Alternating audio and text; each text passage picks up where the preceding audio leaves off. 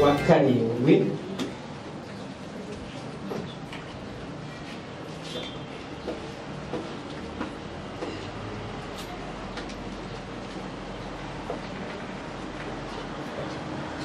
cyo bitandatu umurongo wa karindwi. Namwe nimusenga ntimukavuga amagambo muyasubiramo hato na hato kuko abapagani babigira bibwira ko kuvuga amagambo menshi aribyo bituma bumvirwa. Nuko ntimugase nabo kuko so azi ibyo mukennye mutarabimusaba. Bwana asifiwe. Urwandiko rw'Abaheburayo ibice 2 umurongo wa 14 aravuga ngo nuko rero nk'uko abana bahuje umubiri n'amaraso niko nawe ubwe yahuje ibyo nabo kugira ngo mu rupfu rwe aruhinduze ubusa ufite ubutware bw'urupfu ari we Satani abone uko abatura abahoze mu bubata bwo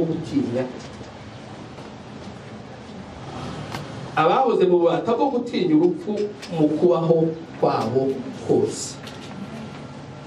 Yesu ashimwe cyane. Ibintu bibiri ari ikintu cy'ubwoba no kwizera.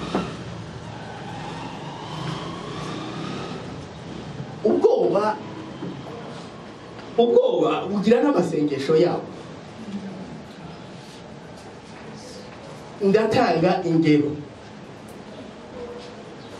Iyo ureba Yefuta bamubwiye ko azatabara kandi agatabaruka amahoro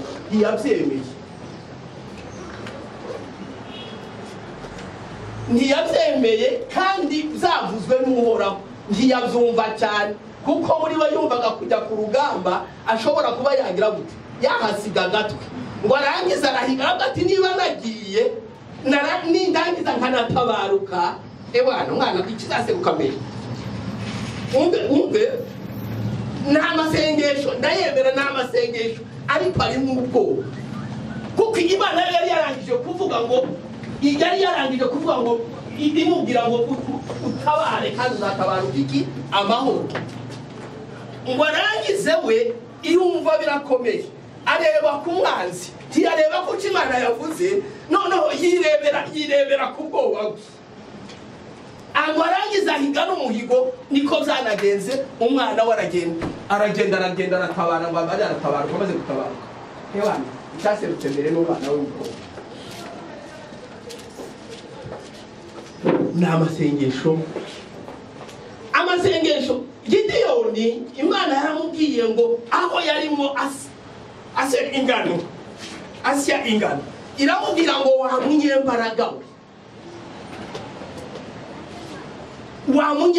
we ngo arangize ntiyumva kuko icyo kintu Imana yamubwiye ko ari umunyembaraga atangira kwibarira mu muryango wawo areba n'ubuhererezi bwo mu muryango wawo aravuga ngo iwacu umuryango w'Amanase turabahererezi turabanyembaraga gute turi no mu buvumo ko turagenda twihisha Abafilisiti.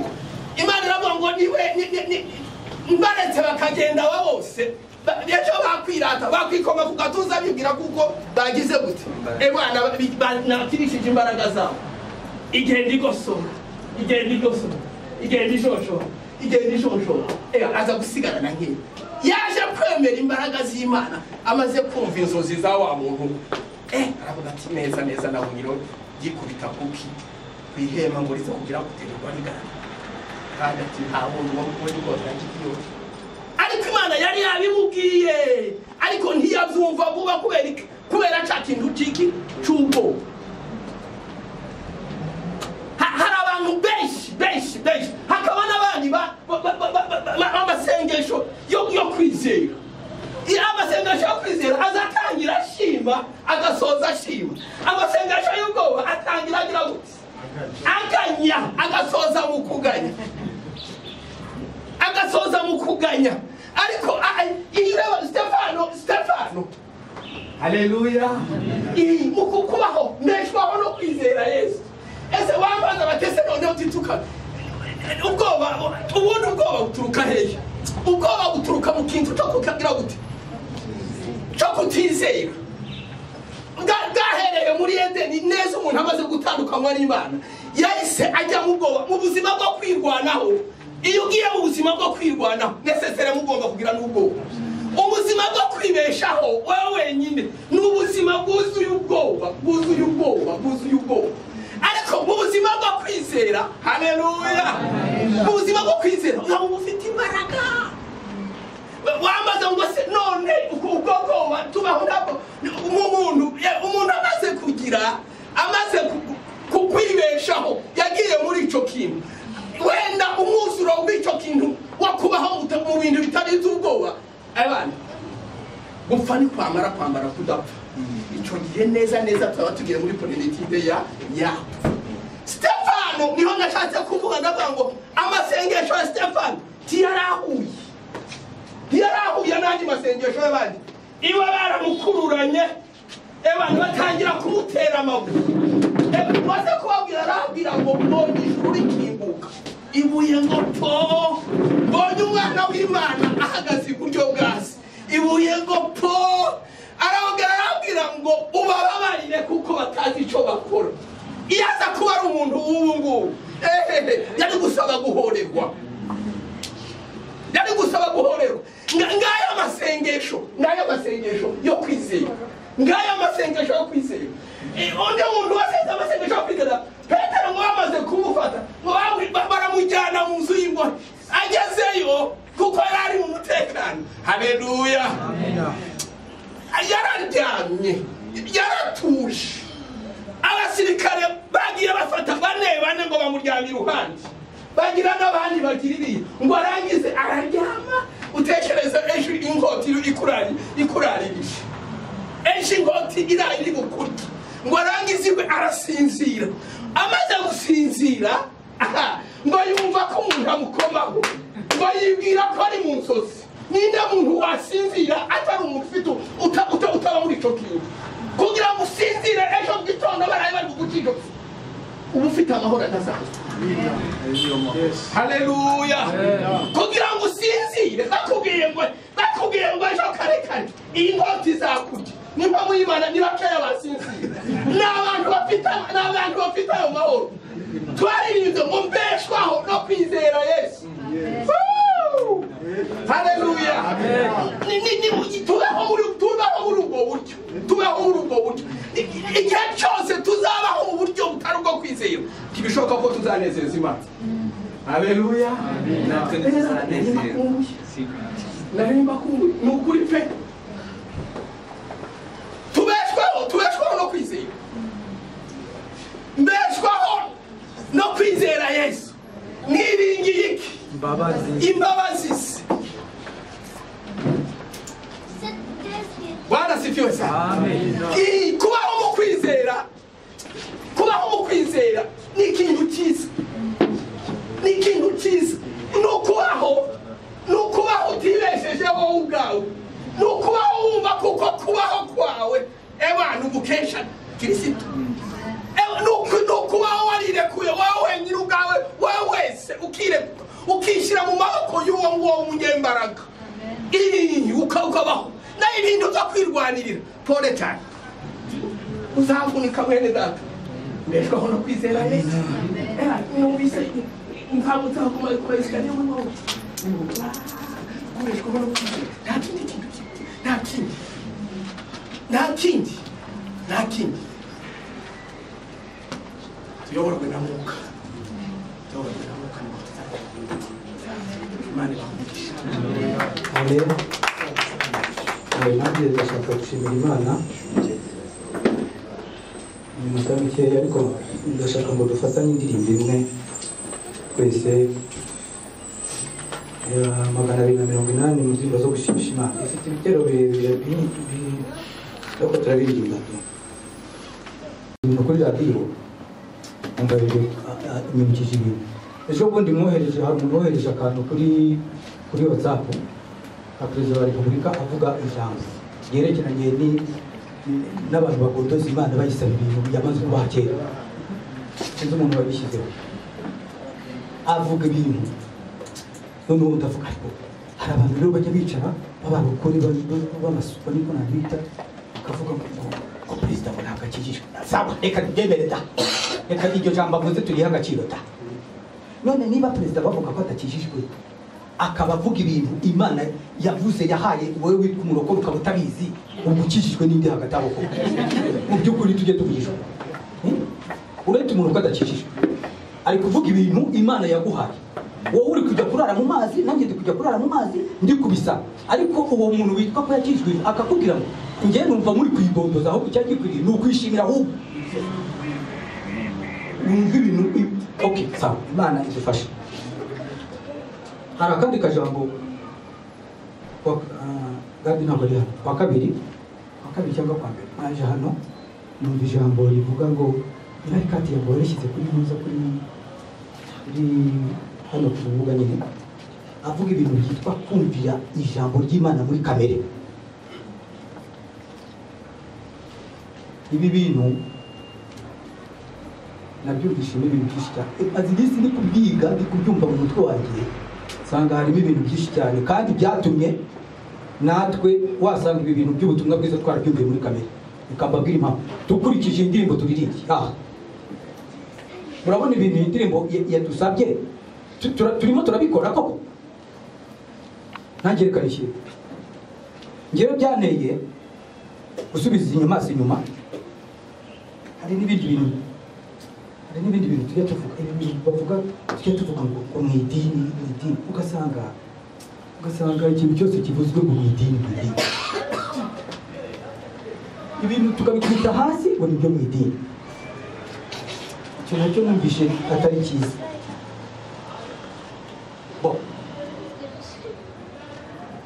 Ntabwo baguhaye gusenga mu gatondo tugitangira amateraniro buriya se uguriye biriya bigambo wavuze ngiye kubyita ibigambo nuvuga ko ntabwo namusuzuguriye hari impamvu bivuze biriya bintu byose batondaguye kwa kundi ujya kubivuga ntabwo Imana yari ibizi kuri bivuga wabivugiye iki se muri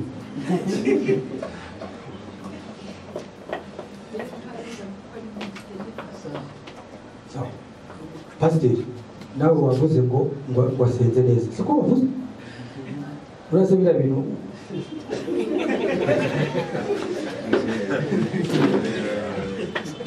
hanyuma reka mubwire impamvu mvuze ibi bintu ugasanga gusenga twabifashe ngo ni mu idini ngo twari turi ngo twarasengaga ngo twasengaga cyane ngo twebwe twamaze kumva ubutumwa bwiza ngo ntabwo tugomba gusenga.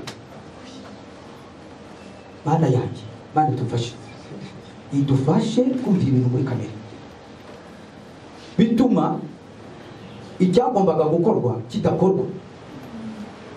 Kumvira ibintu muri kamere wifashishije ijambo ry'Imana kandi itubabarire rwose.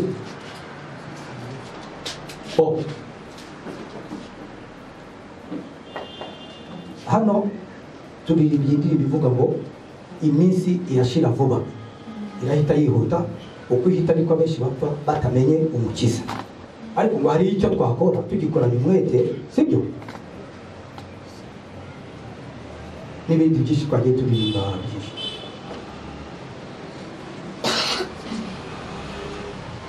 Rero biriya jambo mbabwiye numvishe hano kwa kabiri byatumye ntekereza ibintu byinshi byatumye nsubiza ubwenge inyuma nibaza ubu butumwa bushya ubutumwa bwiza umva mbabwira wenda wowe sindizi wenda wowe bagiriwe amahirwe yo kubimenya mbere yanjye ariko n'iri jambo ryitwa ngo ubutumwa bwiza ngo ijambo ryitwa ubutumwa ki ni ukuri kwa Yesu wamuganira umusaza avuze ati ni ukuri kw'Imana cyangwa se n'impamo y'Imana. Kubyumva ko ari ubutumwa bwiza nta myaka 3 ishize byumvishije numvaga ko ari ibindi bintu biraho gusa tukabyumva wisanzwe. Ariko ikintu nshatse kugira ngo dusubize amaso inyuma dutekereze twebwe twamaze kumenya ubutumwa bwiza ni ibintu bishyashya abantu ku isi hano bakwiye kubwirwa kandi bazabimenya ari uko wowe nanjye tubibagejejeho iyi ndirimbo muze kugera mu rugo mujye mu isome nabi ndabasabye muze kwisoma murabyumva bibi.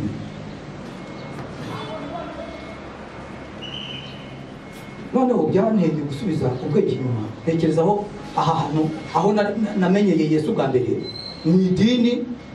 Ngiye kuhavuga mu idini ntabwo ari itorero ry'Imana, batubwiraga ko ari itorero ry'Imana, ariko ni idini rya ADEPR rya Pentecote. Ubwo niho namenyeye Yesu bwa mbere. Ariko nibuka hari igihe nigeze kugera ahantu hitwa Kabuga hariya nta muri 82 nta bintu bya ADEPR byabaga hariya za Remera bageza iyo za Remera za Kabuga n'ahandi. Noneho ndahagera mvuga ubutumwa ndi kubwira abantu b'Abayisilamu. Noneho Abayisilamu rero burya bakunda kurakara sana iyo uvuze ibintu bya Yesu.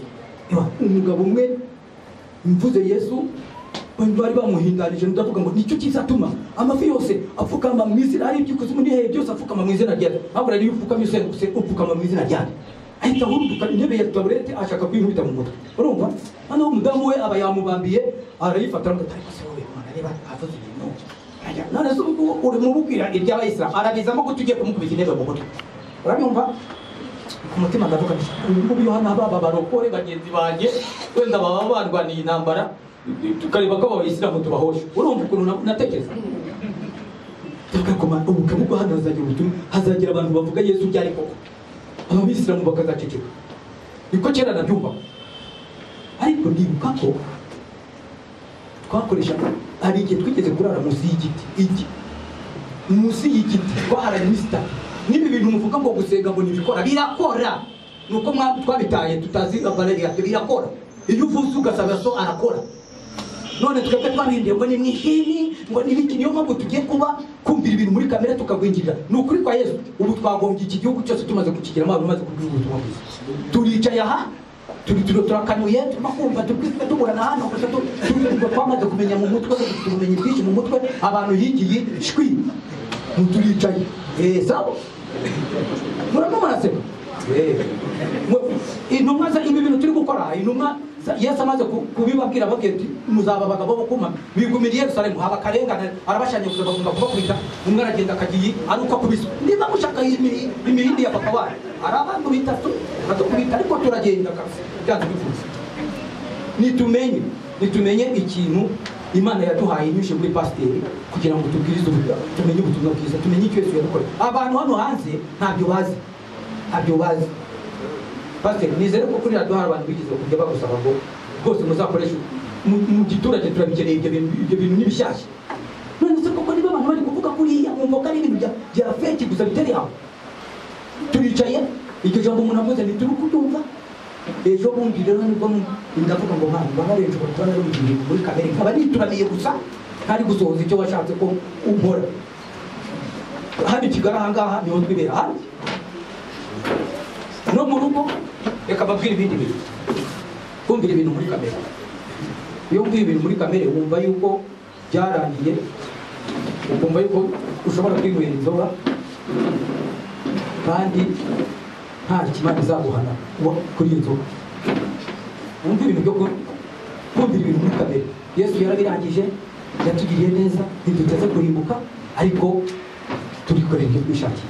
Wabyumviye muri kamere yawe niyangiye kugushyigikira kugira ngo wikorere ibyo wishakiye. Ariko ubundi ubutumwa bwiza baravuga ngo ntabwo uwo mudendezo wawe cyangwa Imana iguhaye ari urwitwazo rwo kugira ngo usohoze ibyo kamere yawe yifuza. Si ijambo ry'Imana. Wabyumviye muri kamere nanjye byumvira muri kamere. Ndagaruka ku bantu muri ahangaha mwari mu madini aho muri abaririmbyi mukaba mwicaye ahangaha. Ndabigarukaho ndabibabwira ngende kumva mu mutwe wanjye mfite ibintu mu mutwe hano ko twicaye hano turimo turakina ntabwo tuzi ibyo turimo.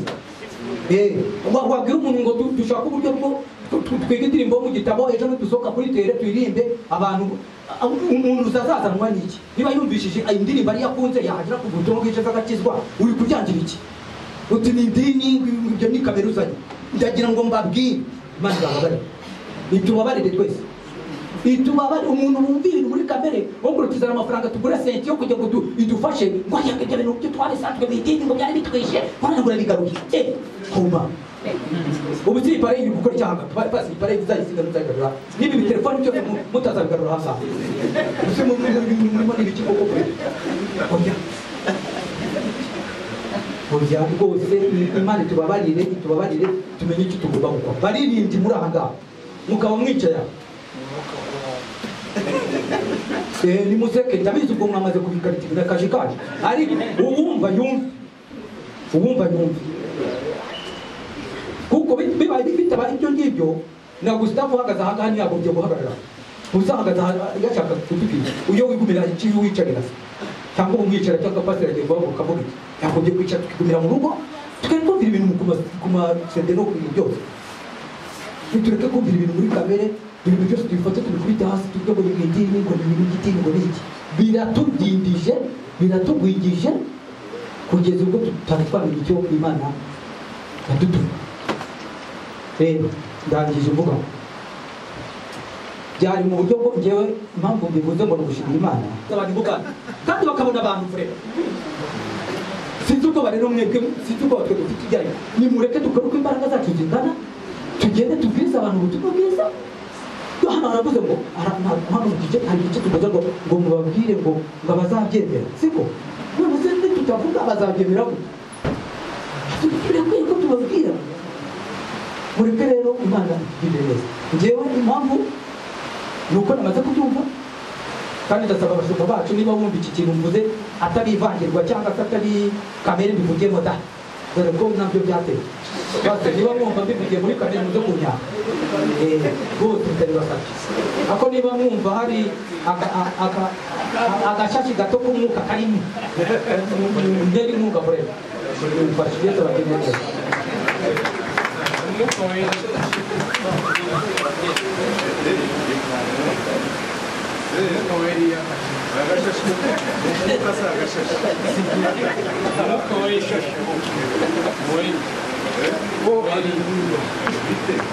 ntabwo byabaye amagambo igihe cyabyo cyarangiye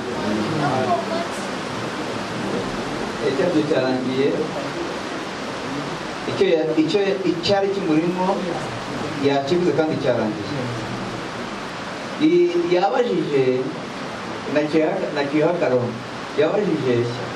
abajije ngo barakanta ngo biriya bigambo bavugaga ngo ubundi ngo byavuye hehe Imana ntabwo yari bizi ni mu bantu bose ari abakererewe ari abatamvise n'ibyavuzwe bose baraseka uwo muntu wasetse yasetse ntacyo yumvise cyavuzwe araseka ni ikibazo ndatekereza ko ahangaha umuntu uryamye akarota ntawamubuza ngo wowe kurota umuntu uri ku buriri akaryama akarota nta muntu ushobora kumubwira ngo wirota arahari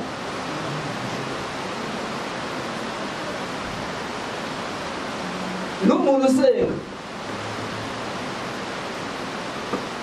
wenda ushobora kumubwira amagambo asenga akayasenga kuko wayamubwiye akayasubiramo bigashoboka ariko umutima uri gusohora ibiri mu muntu ntiwawubwira ngo reka gusohora ibirimo kuko n'ibyuzuye mu mutima w'umuntu. Haleluya. Arakaza asenga njyewe nakuyemo ijambo rimwe muri ririya nababwiye avuga ngo warakoze Mana ko waduhishuriye ibanga ry'ubutumwa bwiza. Kuki ari ryo ndakuyemo nahise mbona icyubahiro cy'Imana, mbona ukuntu Imana yihishuye, numva biranejeje twanazamukanye muri uriya mujyi wari arimo twazamukanye. Noneho mu gihe cyo gusenga ntabwo twakabitegetswe. Ikibazo kiha abantu uko abantu babitegeka, si ukubuza umuntu ngo yeye gusenga, ahubwo ni uko abantu bagera gutya babitegeka. ntabwo byakabaye gutegeka umuntu ngo nasenge, ahubwo umuntu byakabaye muri we yarengwa amaze kuzura agashwanyuka, haleluya, agahumeka kugira ngo noneho umwuka umwuzuye se cyangwa bya bintu wahambiriye bibashe guhumeka, bibashe bisohoke, abivuge bisohoke. Amina. Itandukaniro rero ryakabayemo hagati y'idini nuko bababwira ngo mujye musenga mutyo, akumwe Yesu yabwiraga kandi ajya kubibabwira yabibabwiraga babisabye ngo abigishe gusenga. Noneho bashaka kujya kwigishwa gusenga, ariko byakabaye ibibuzuye batabyigishijwe gusenga, bakabisohora ari ibintu bibarimo bibuzuye.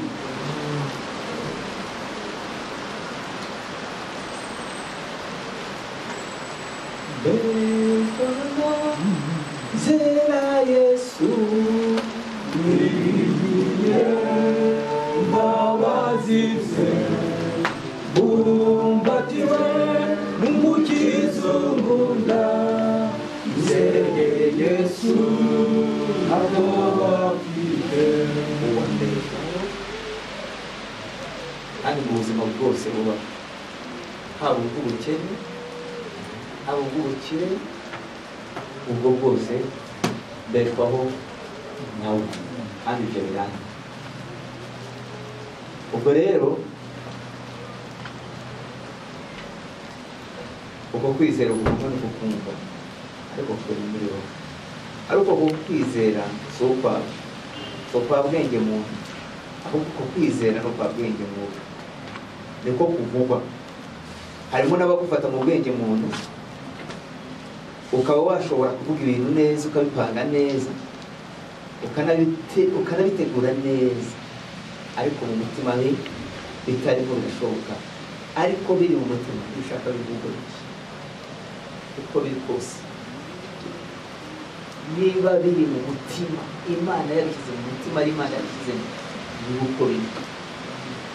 Haleluya, haleluya. Icya mbere ni ukumenya ko nta muntu ubasha kwiyeza. Icya kabiri ni ukumenya ko nta muntu ushobora kugira icyo yiha, kugira ngo nitwe ko nejejwe n'Imana yabivuze ngo nejejwe, kugira ngo nitwe ko nanduye n'Imana yabivuze ngo uranduye. Nta muntu ufite ububasha bwo kubwira ngo uranduye, nta muntu ufite ububasha bwo kubwira undi ngo ariko Imana icyo wita kiri gihindura cyiza kuko ubishaka, si ko bwawe ni kuko wabivuze. Tujye tumva ijambo ry'Imana tukajya tugezaho, ariko tutararyinjiramo reka dufatanye turirimbe indirimbo y'109, nyuzwe n'ubucuti bwo mu ijuru. 109 Luka 17 turera ku murongo wa 11 tugeze ku murongo wa 18.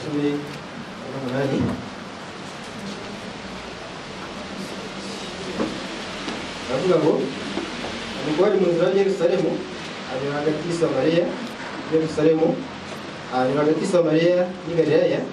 Akigera mu kiraro asanganirwa n'ababembe 10 bahagarara akure, barataka cyane bati, mutware Yesu tubabarire. Abonye arababwira ati, mugende mwereke umutambyi. Bakigenda barakira. Umwe muri bo abonye akize agaruka yimbaza Imana n'ijwi rirenga, yikubita imbere y'ibirenge bye aramushimira. Kandi uwo yari Umusamariya. Yesu aramubaza ati, mwakize muri 10, abandi 9 bari he? Abandi bagarutse guhimbaza Imana keretse umunyamahanga? Kandi aramubwira ati, reka wigendere, kwizera kwawe uragukijije. Haleluya, amina. Nshimira cyane kuba mpaye akanya ko kuba nari icyo uvuga mu by'ukuri, cyangwa se twasanye ijambo ry'Imana. Ejo nagira ubuzima Bibiliya, amasura ijambo ry'Imana mu by'ukuri riranyura cyane, mbasha kuritekerezaho.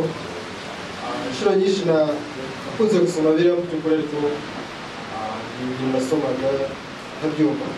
ushobora gufata biriya wisome kuva mu gitondo saa mbiri ugere saa sita n'igice wicaye gutya atari ubushake bwari bashaka by'ukuri ngo uzabyumva ubwumviraho tugera tukarambirwa bakumva kw'intege z'umubiri murabizi hanyuma rero uvuga ngo soma biriya kuva mu gitondo saa mbiri ukageza saa sita n'igice usoma aho ugera rero ukajya wumva nta n'ikintu na kimwe wumva ngo urasoma inyuguti gusa aho gusa nimugoroba ugahera saa moya saa neza ijoro urimo urasoma biriya rero mu by'ukuri nubwo koko wumva ko ushaka umutima w'Imana muri biriya ariko hari aho ugera ugasanga ugarutwa n'igitabo kimeze gute sinzi nubwo ari ijambo ry'Imana rimwe aha ngaha ariko mu by'ukuri babifata nk'ibindi bintu biri aho ngaho ntubyumve ntumenye n'ibyo gusoma ibyo ari byo ni nkuru kumva ni ibintu bitumvikana ariko nshima Imana cyane kubera ko nagera aha ngaha mu by'ukuri ikintu wagira ngo cyamvuye mu maso cyari mu maso kiragenda mbasha gusoma mu by'ukuri iyo ngiye umuntu ugasoma biriya ibintu byinshi mbasha gusobanukirwa nkabasha kubyumva kubera ko mbere nabasha kubisoma ariko nagira aho ngira bati oya ntabwo ari ibyabo bashaka kongeramo n'ibya Satani ntabwo ari ibyabo ugasanga noneho ijambo ry'Imana mu by'ukuri rigize imite umuntu runaka ushaka ko hari aho ntageraho ahubwo urashaka ko ugarukira we ahagaze ugasanga rero ntabwo bashaka kuryumva nyine uko bikwiye cyangwa se ko Imana ishaka ko babasha kumva ijambo ryayo ahubwo nkaryumva nyine mu buryo umuntu ashaka ko ari aho agomba kurenga niba ashaka kuharenga oya ntabwo agomba kuharenga ahangaha hoya kubera iki aho bari kubwira inyungu ze nyine afite impamvu bafasha ko abasha kumenya ibyo byose ariko nshima Imana cyane kubera ko ibyo byose Imana yarabikora ibyo byose ntabwo yigeze kwishimira ntabwo yigeze ishaka ko uba mu buzima nk'ubwo ngubwo nicyo kintu nshima Imana cyane kuba mu by'ukuri ntabwo asanga aka kanya ashobora n'iteraniro haba harimo umunezero abantu bishimye ubona ko bahuje umutima baganira bakisanzura bakavuga kiri ku mutima wiwe nta muntu bita ijambo n'irya nyanaka ufite ibyo avuga we ntacyo ugomba kuvuga kereka n'uhabwa uburenganzira arusha Imana cyane mu by'ukuri kubera ko Imana aba ariyo tutakambiye iratwumva cyane cyane twebwe nyine abera abakiranutsi bayo nakira agakiza mu by'ukuri narishimye umunezero mwinshi cyane utavugwa muri njyewe utangira kwitabira kuko amateraniro buri munsi numva ko nyine kwitabira ariko igihe cyaje kugera umva umurimo usanzwe waka muri njyewe uragiye burundu urazimye igihe kitangiye kugeraho ntangira kumva yuko agakiza nakiriye harampanjije abyo guterana shatse nkajya nirirwa nibyabiye ibyo nshaka sinababare wese icyo ngicyo nicyo ari n'amaze kwimika mu mutima wanjye rero usanga iyo tumaze kwakira agakiza mu by'ukuri iyo bigitangira tuba dufite umuriro tuba dukunze guterana kuko hari igihe kigera Satani nawe igihe ahantu ushaka kuzifatira burundu gatari ku bundi ni umukiranutsi turabishyura bike utajya gusenga ikibazo ubuze guhura nacyo wakiriye agakiza se ese biryamiye uzaza kukubaza ngo tutaje gusenga idini bari bo baba basenga ibyo ngibyo ugasanga baragukurikirana n'ibitabo by'Imana ibyo ngibyo niba bikubaza wenda bakubaza kugira ngo ube ko nta kibazo ufite utangaye ko nta kindi kintu kiribaza kuko kibazo mbana kubana n'amajwi nk'ayo ngayo ariko mu by'ukuri sinamenya ko ari ugutega Satani nawe n'amarante Satani rero usanga twebwe abantu bakiriye agakiza akoresha inzira cyangwa se amagambo aryohereye akoresha ibintu byiza amagambo meza tubwira dushize amatwi yacu ugasanga inshuro nyinshi turemera ngo nabo byose ashaka kubwira ati kujya gusenga se tugende akigumira aho ngaho ntabwo uzarenguka nta rubanza ibyo si ibintu biryoshye se mu matwi yacu ibyo ni ibintu twose twicara dufata nta kibazo rwose usanga rwose umuntu nta n'ikibazo afite ariyicariye kubera iki imbere y'amajwi yaturutse ku ruhande. Rero ariya majwi nk'ariya ntabwo ari amajwi y'Imana, burya ni amajwi y'umwanzi. Kuvuga ngo umwanzi impamvu adutera igihe cyose adutera kugira ngo ahore adutandukanya n'ijambo ry'Imana. Ntabwo ashaka ko twumva ijambo ry'Imana, kubera ko azi neza ko mu gihe dufite ijambo ry'Imana muri twebwe ntaho azaduhera. Niyo mpamvu rero nawe icyo akora ari kuzana amagambo aryohereye mu matwi yacu, natwe twumva ari meza koko tukemeranywa nayo, hanyuma nawe akadufatira aho ngaho. Rero twari tuzi ko Satani afatira ku nzoga, gusambana, kwiba n'ibindi. None mbwira ntabyo yadufatiraho, azi ko ibyo ngibyo twarabirenze. Tekereza ko azagufatira ku kisa, azazanira gufatira kuri mwe mubona koko ari byiza. Ako nguko niko dushukwa nyine Satani. Hanyuma usanga ikindi mu by'ukuri iyo tumaze kwakira agakiza, hari intambwe nk'uko umushumba igihe cyose avuga kuri ati ni muri A, mwabanje kuri A mukiri kwimuka mu kanyanja, ntabwo mugomba kuguma ahantu hamwe gusa. Usanga ikibazo tugira iyo tumaze kumva yuko twababariwe nta rubanza tuzarimbuka, nibwo tuba twumva ko bihagije, ikibazo rwose birahagije. Nyamara ntabwo tutahura yuko hari ibindi byinshi twagombye kugera kugeza, twagombye kumenya. Hari igice cya mbere turakirangije, ikindi gice kindi cy'ubuzima bw'umwuka tugezemo. Ese icyo gice tuzakibamo gute? Ese ko tuve mu bya kera tuba tuje mu bishyashya, ibishya turabibamo gute? Ese ninde ubasha kuba muri iki gice gishyashya? Ese ni gute wabasha kubaho? Bivuga ngo ijambo ry'Imana rivuga ngo umukiranutsi azabishwaho n'iki? Azabishwaho no kwizera. Bivuga ngo wizera iki? Ko wizera iki? Ijambo ry'Imana. Kumva kuzanwa no kwizera kuzanwa kujya gute? Kumva. Kumva iki? Kumva ijambo ry'Imana. Rero data yavuze ngo ubwoba ni ukutizera, si byo se? Ubundi nicyo kintu nyine kiduhungabanya, kikaduca intege. Kubera iki? Kutagira ijambo. Burya ufite ijambo, ikintu cyose cyabasha kukubaho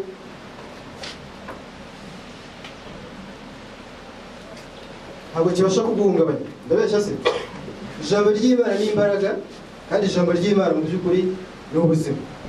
Mara kwakira agakiza mu by'ukuri anashe guhura n'ikibazo, ariko udufaranga ariko ntabwo twari twishe ariko turahomba mu buryo inshuti zanjye zanabiriye bageze kabisa ni hasi cyane. Tujya kumbwira bati se sha uyu Mana yavuga yaguha agakiza umubyeyi y'Imana ni bwo buke.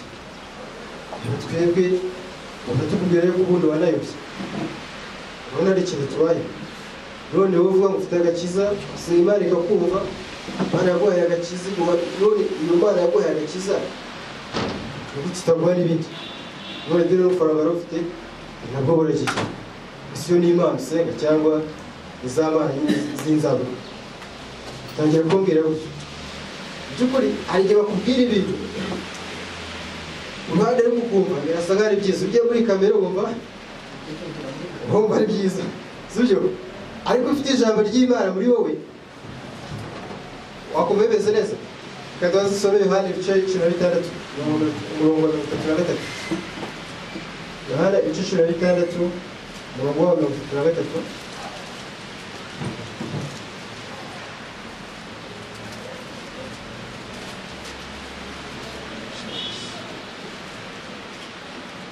Aravuga ngo ibyo mbabwiriye kugira ngo mugire amahoro muri njye.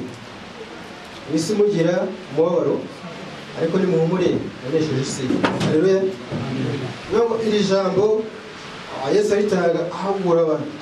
Nubwo mwagira umubabaro, nubwo mwahora n'ibibazo, nubwo mwagira ibyago bitandukanye, ibyo muzahorana byose, ariko mujye menya ko nagize gute nanesheje isi.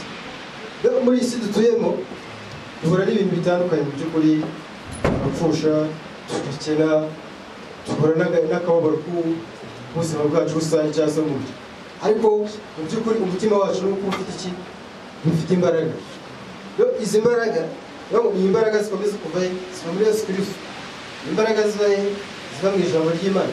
nabo igihe cyose dufite ijambo ry'Imana mu by'ukuri ikintu cyose bazakubwira baguca intege nubwo ko ari ibintu bifatika ari ibintu bigaragara byakubayeho bakakubikubwira kuko uruhare rw'umugenderanwa nabo ariko uje mu ijambo ry'Imana mu by'ukuri kare cy'umutima w'Imana uvuga ngo iryo jambo ngo ibyo bazavuga byose ntabwo bizigera bigira gute ntabwo bizaguhungabanya aho kera bavuze ngo niyo inzabibu zagira ibiti bitatoha amatungo agashira byose ariko asaningirane Imana yonyine gusa nubwo natwe uko byagenda kose mu gihe dufite ijambo ry'Imana tugomba kumenya yuko Imana iri kumwe natwe nubwo ibigeragezo byabaho ariko twamenya ko Yesu yagize gute Yesu yanesheje isi niyo mpamvu rero igihe turi mu itorero igihe twumva ijambo ry'Imana ijambo ry'Imana niryo dukomeza nagera ko bati cyagenda gasoma Bibiliya namara gusoma Bibiliya numva ndanyuzwe amasigene guterana bose umva kudakeneye guterana na bene data aho ngaho by'ukuri uzafite ikibazo gikomeye cyane muri wowe kubera yuko bene data burya iyo dusangira utanga n'ubuhamya hamwe bwaho stade buzanyubaka hamwe bwaho bunyubake ubundi bunyubake hari igihe nzasanga afite ikibazo kuko dufite ibibazo bimwe ariko navuga uburyo ki cya kibazo cyabasha gukemuka muri we mu by'ukuri icyo gihe azabangiza gute azampaye imbaraga ariko nigenda nkicara gusa nkavuga nti nta kibazo iteranira iwanjye ariko se ubundi iteranira iwawe hateranira gutubundi urashoboka ko wavuga ngo nateranira iwanjye iki se yabayeho kuza guhurira aha ngaha tubaganira ijambo ry'Imana tubasangira ijambo ry'Imana aho kumva yuko kwicara iwawe hateranira ngo nta kibazo ntabwo mba mbyumva ngewe buriya ariko mu by'ukuri icyo twagombye kumenya ni uko Imana igihe cyose ushaka kumeza kugira ngo usabane nayo mu ijambo ryayo niyo mpamvu dukomeye duterana niyo mpamvu Imana yemeye ko umunsi ubaho ntabera tugahura tugasangira ibyo kurya by'umwuka kuko dukeneye kurya buri munsi bitunga imibiri yacu ariko tuba dukeneye kurya ijambo ry'Imana kugira ngo roho zacu zigere gute roho zacu nazo zikomeze zigere neza cyane rero usanga mu by'ukuri iki ngiki iyo twamaze kugitara ko dukeneye ubuntu bw'Imana ese ubasha gutara ko akeneye ubuntu bw'Imana ubundi ni iki mwamaze kumenya ngo umunyantege nke mwamaze kumenya yuko nta kintu azi ntabwo hari ibyo akeneye niyo mpamvu aza guterana ariko mu gihe abazi kumva ngo hari ibyo nzi burya biragoye ko naza no guterana tuzavuga z'abandi ibyo bahoramo ni bimwe ndabizi ese yaje n'ubundi cyo gukora iki ariko nimara gutahura yuko nta kintu uzi cyose nk'ubu ntabona ko nta kintu uzi icyo gihe cyose nzahora njya gushaka ubuntu bw'Imana icyo gihe nzahora njya gutega abandi amatwi icyo gihe nzahora njya kumva ubuhamya bw'abandi kugira ngo ubuhamya bw'abandi bugire gute ubasha kunyubaka njyewe ntakeneye ubuhamya bw'abandi mu gihe ntumvisha abandi ngo ubuhamya bwabo nyubake zagenda n'ibiro gutyo gusa usanga abantu bo nk'abo ngabo batahura n'abandi ngo baganire usanga minsi mikeya n'ubundi nibo baba abazi ubutumwa bwiza kubera iki nta jambo nyine n'ubundi aba afite hirya yari ariho navuga ngo abari mu manegeka ijambo yumvise aryumva mu bwenge maze kuryumva mu bwenge ntigeze aryakira muri we aryakira mu mutima we rya jambo ribashe gukorera muri we ahubwo yaryumvise gutyo aritwara uko aryumvise uko agenda gutyo sinzi niba hari abantu mujya mwumva ugasaba umuntu avuga ngo yarakira agakiza ariko bajya kumva ngo ashyigikiye umugabo aho kugira ngo cya kiganiro gitambukaho mu gatandatu ugasanga uburyohe muri iri jambo ry'Imana yari yarumvise yari afite ariko ugasanga mu by'ukuri byose aragaye ati Imana ntibaho n'Imana y'abanyamahanga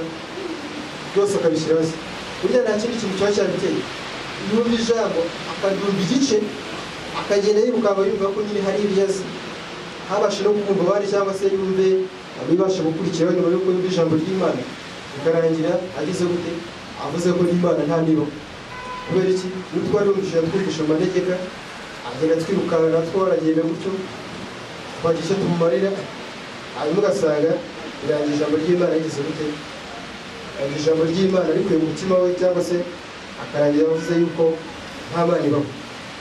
Rero ijambo ry'Imana cyane cyane twebwe abantu bakiriye ubutumwa bwiza, dukeneye ubuntu bw'Imana igihe cyose, siko bimeze?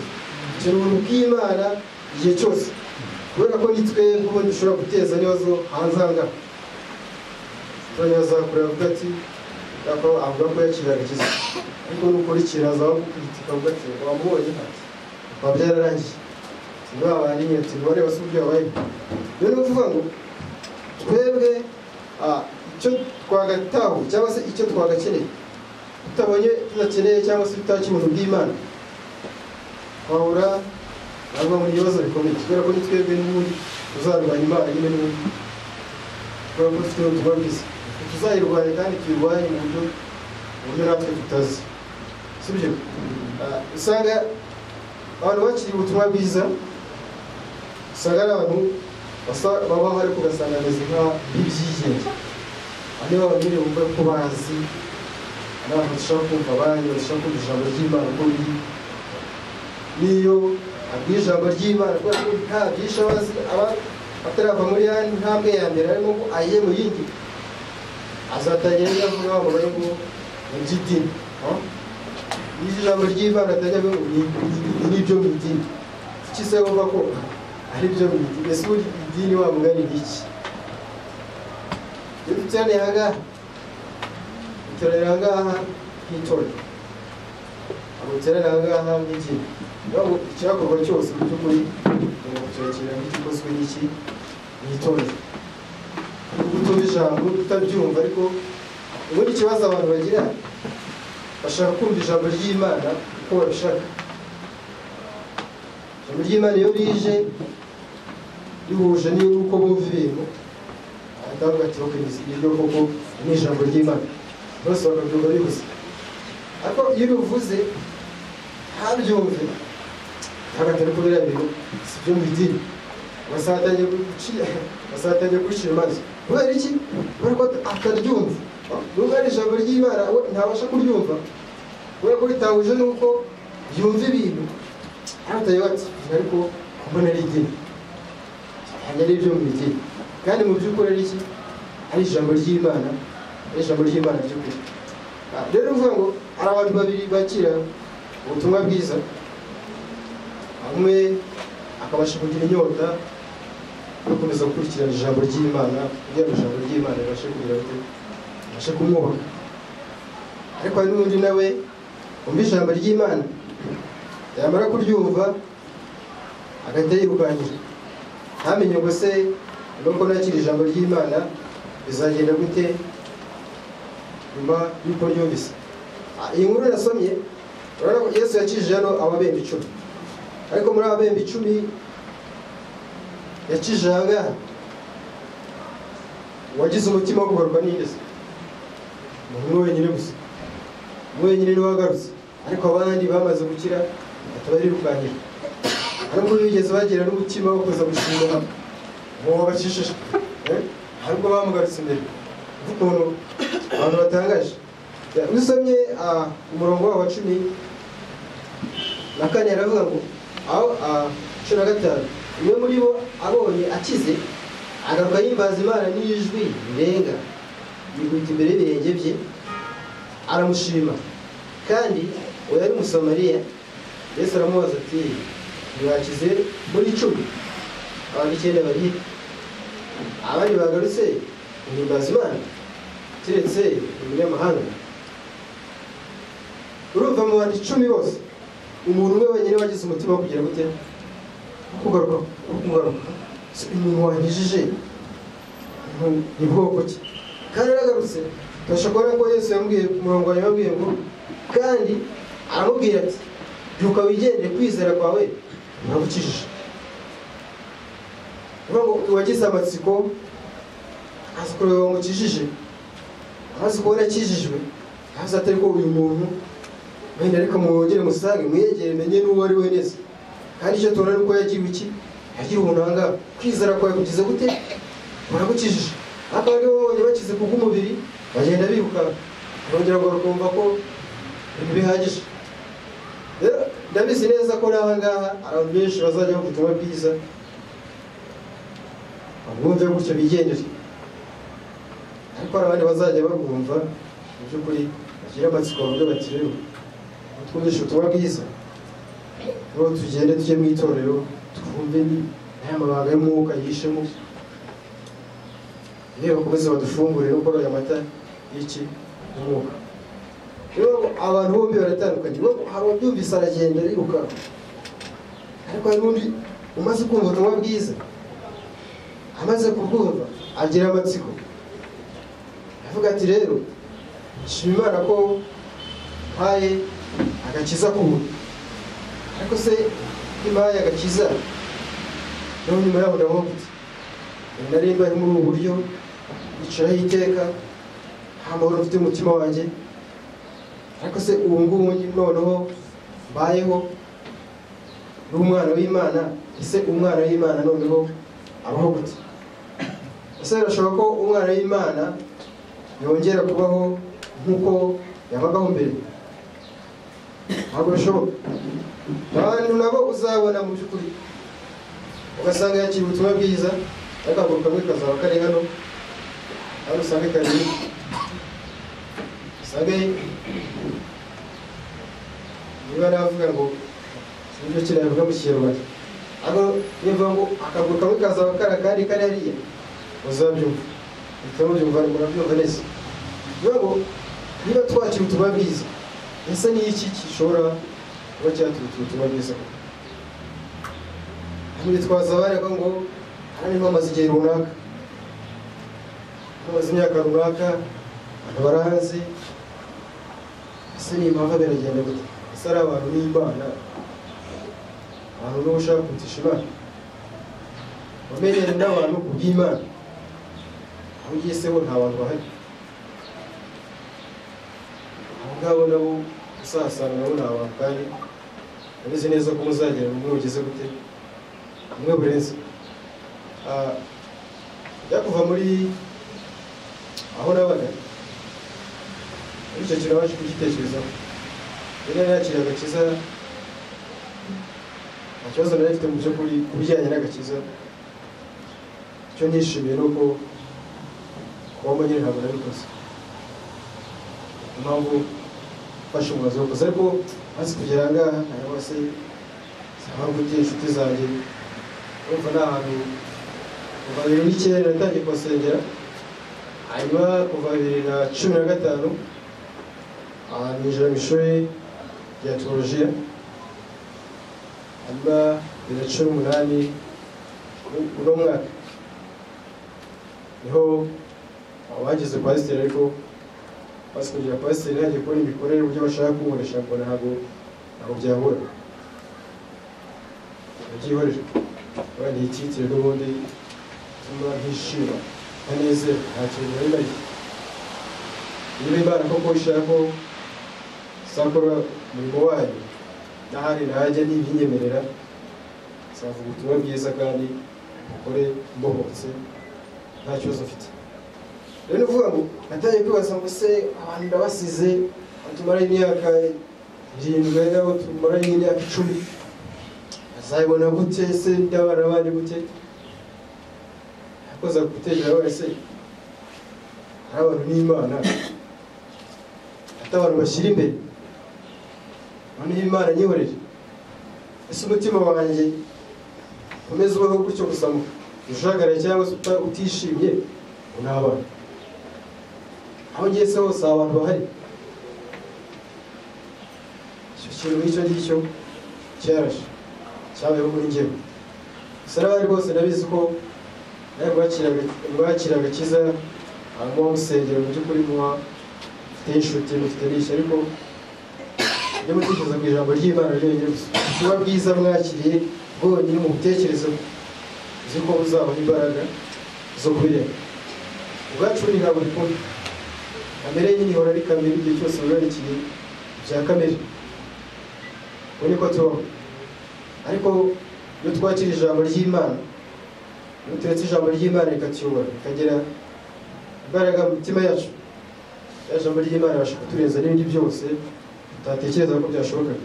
Iyo twaraga bitashobokaga, ijambo ry'Imana rigira gute biturenza bigashoboka kandi abasha kuba tunezerewe. Ariko Imana cyane mu by'ukuri kubera ko imikorere y'Imana igihe cyose itandukanye n'iyacu. Gusa icyo twagombye kumenya no gutahura nuko twagombye kumenya ko ntacyo tuzi. Umuntu yabaze gutara ko nta kintu azi, icyo gihe ntiyabasha kugira gute kwiga. Icyo gihe niho umuntu abasha kumva ko hari ibyo nkeneye.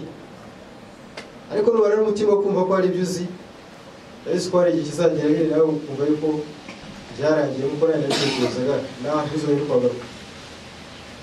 Cyangwa ikibazo ati nze niryamira nta kibazo, kandi icyo gihugu icyo nicyo kibazo kizaba gikomeye cyane mu cyawe n'Imana.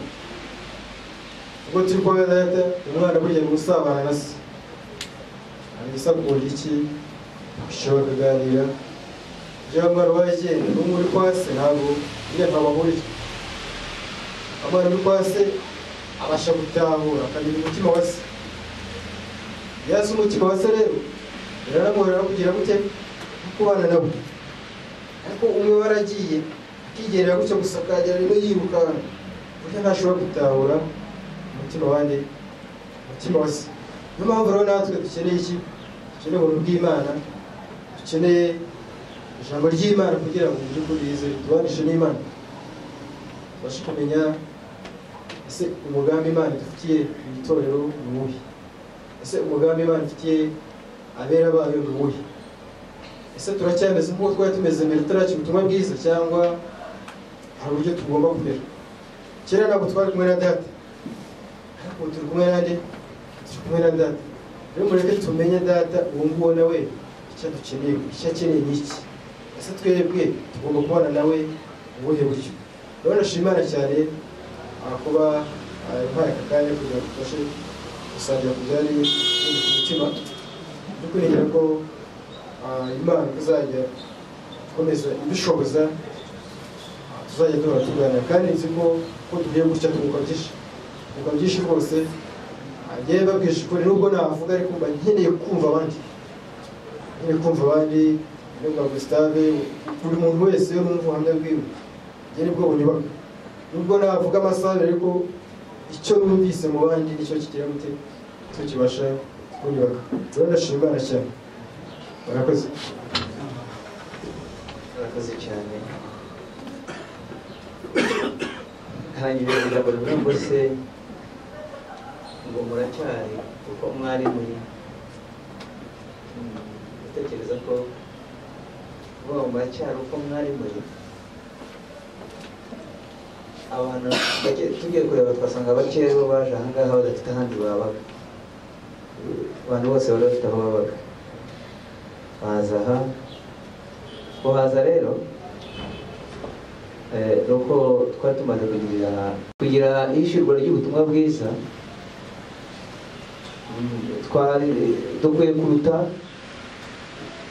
uko twari turi, twakarenza aho twabaga turi hahandi kuko twari tugize irindi hishurirwa kandi ritumurikira Kristo. Iriya hishurirwa rero ritumurikira Kristo byari bikwiriye ko tuba impumuro nziza kugira ngo n'abari hanze aha ngaha ya mpumuro yawe bahumurire, kugira ngo abari hanze aha ubu wo kwifuzwa. Ese utari uwo kwifuzwa umuntu yagushaka? Birakwiriye rero ko tuba wo kwifuzwa kugira ngo n'abandi babashe kutwifuza. N'ibyo tuvuga bigira umumaro kugira ngo noneho uriya abashe kugukurikira akurikiye ikikurimo. Uko uzerega aza akurikiye ikikurimo. Niba nta kikurimo ntabwo azaza, nta kikurimo ntabwo azaza. Ariko niba hari ikikurimo, ikikurimo ni iki? Hari aho Bibiliya yagezeho irabanisandika avuga ngo mutaravuga ngo bahimbaze data wo mu ijuru. Mutaravuga kubw'ingeso zanyu, kubw'imirimo yanyu, kubw'imiterere yanyu bahimbaze data. Kubera iki? Harimo abavuga ubutumwa babuvugishije batabavuze, kubabona gusa bakavuga ubutumwa bwiza. Ibyo rero birakwiriye abantu bamaze kwakira ubutumwa bwiza kugira ngo ingeso zabo zitere abandi guhinduka, zibatere gusa n'ubutumwa bwiza bavuga. Kuko Kristo ni impumuro nziza, natwe dukwiye kuba ari impumuro nziza kugira ngo abandi bahinduke ku bwacu. Imana ishimwe. Reka n'ubundi pasiteri adusangiza ijambo ry'Imana, dufatanye turirimbe indirimbo y'Ijana n'Umunani, naho pasiteri nawe atugezaho ijambo ry'Imana. Ubatizo tutatu n'ababyeyi, ariko ntabwo yigeze ashaka guhinduka n'iby'isabona, ahubwo icyerekezo yarebaga cyari imbere. Muri uru rugendo turimo turubamo twafashe icyemezo, twanamamaje ko turiho tugenda kandi turi abakristo, ariko inyuma hari andi majwi abakubaza ngo uriho urajya he. Niba warigeze gusoma agatabo k'umugenzi, umukristo amaze gufata icyemezo cy'uko agiye, inyuma ye haje abandi nabo barishushanya bagaragara nk'abakristo, ariko ubwo yageze imbere yaravuga ngo ibyo abona, ibyo yabonaga mu rugo rwe ntabwo byamukundiraga kuba yasubirayo, kuko hari ibindi ariko abona imbere. Birakwiriye nawe ko hari ibindi ubona muri uru rugendo twatangiye biruta ibindi byose wifuza, ibyo bikakubera ikiruta icyo ubona cyose ahangaha, nawe kigatuma wifuza aho uri ujya kuruta ibyo uri kubona, kuko hari ikindi uri kubona. Aka gakiza dufite rero hari ikindi ukwiye kubona. Ishyurirwa ni ugupfa, agakiza ni ugupfa, si ukubwirwa ngo Yesu yarapfuye, ni ukubimenya, ni ukubyakira, ukabitunga nk'aho Yesu yapfuye utamubonye, ukabifata ukabigira ibyawe, warangiza ukazinuka isi n'ibiyirimo, ugasingira ibirimo uyirimo. Ibyo rero ntabwo umuntu abibona undi atari wowe, keretse wowe wabihawe, keretse wowe wahamagawe. Nicyo gituma muzagenda muri babiri mukavuga bimwe ariko mukanatandukana. Kubera iki? Kuko hari aho uri ubona, kuko hari aho uri ujya abandi batariho bareba kandi wowe uri uhareba.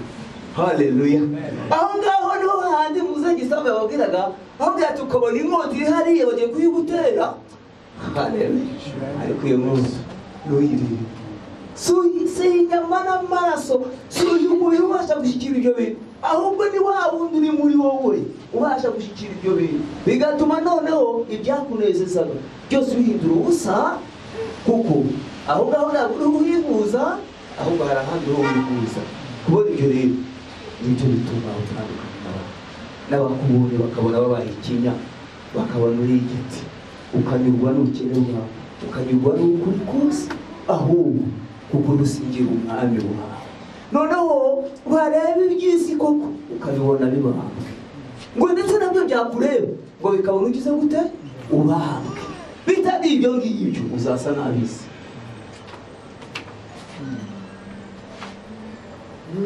Haleluya.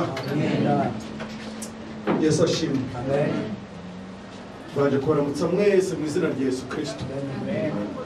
Umunsi mwiza kuri buri wese kandi bon appétit. Twatangiye kurya, kuva twinjiye ahangaha twatangiye kurya byo kurya byatuzanye. Ndanezerewe cyane uyu munsi. Hari icyigisho nari nateguye ndi butange none, ariko ngeze hano birahinduka kubera icyo numvise. Ndagira ngo dusome ibyanditswe bikeya, ibyanditswe 4 cyangwa 5. Ubwo ni bikeya, 4 cyangwa 5 ni bike, ntabwo ari bike. Duhere muri Amosi igice cya 9. Amosi igice cya 9 turasoma umurongo wa 11 n'uwa 12. Rero tujye mu byakozwe n'intumwa 15.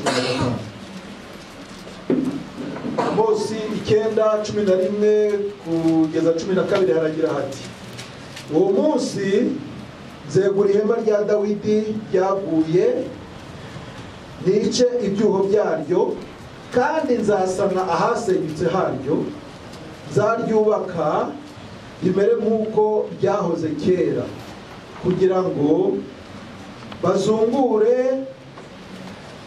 abo muri Edomu basigaye n'abo mu mahanga yose yitirirwa izina ryanjye, niko Uwiteka avuga, cyangwa se Uhoraho avuga. Ahangaha twumvisemo amagambo abiri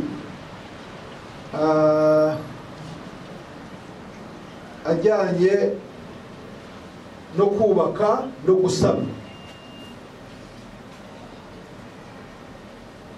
kugira ngo bazungure abo muri Edomu basigaye n'abo mu mahanga yose yitiriwe izina ryanjye, niko Uwiteka ubikora avuga. Uwiteka ni ubikora ibiki. Umurongo wa 11: uwo munsi nzegura ihema rya Dawidi. Kwegura ikintu si uko cyaba cyaguye wenda gihengamye ukundi, noneho ukacyegura. Sawa. Noneho ngo kandi nzasana ahasenyutse haryo. Nzasana ahasenyutse haryo. Urumva gusana nabyo ni ikindi kintu. Gusana ni ukongeraho akantu, ni ugutunganya hari hadatunganye neza. Ahantu havuye ukiriho noneho ugasana, ariko ikintu nyine kiba kiri aho tu, kiri aho ariko uragisana. Hari ibidasanwa rero. Mubizi se ko hari ibidasanwa? Mwandikaho ubutoho. Noneho ngo hari ukuntu ibyo byose namara kubikora ngo ihema rizasubira rimere nk'uko ryahoze kera. Ahantu mwumve neza iryo hema, kandi naryo ugomba kuritekerezaho. Noneho tugiye mu byakozwe n'umuntu.